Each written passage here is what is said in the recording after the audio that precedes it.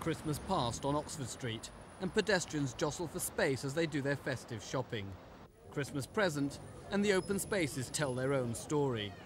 The recession is beginning to bite, and it's the retail trade that's being hardest hit. I think we can see quite clearly that the retail trade is having a very difficult time. In fact, the softness in retail sales volumes first came through in the early summer, and really from that period we've seen quite a sharp drop, to the extent that sales volumes are now lower than a year ago. But the shopping trade say things aren't as bad as they're being made out. Sales in Selfridges are up on last year. For me to say that is better, I think, than a lot of people would accept today. What about generally, would you know, on Oxford Street as a whole? Can you give any indication? I think there have been ups and downs.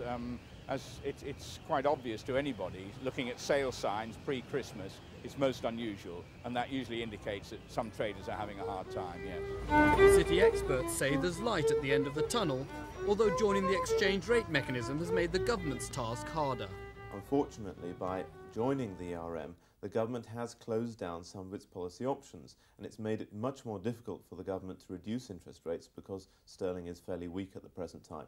Nonetheless, I think as the severity of the recession shows through in the first quarter of next year, the government will struggle to bring down interest rates. It will have to take risks in terms of sterling to do that, but I think by the end of the first quarter we will see interest rates at least 1% lower, possibly even 2%.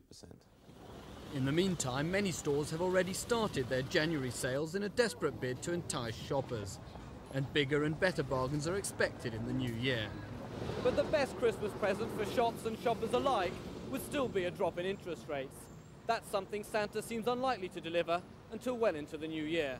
Rob Gillis in Oxford Street for Thames News.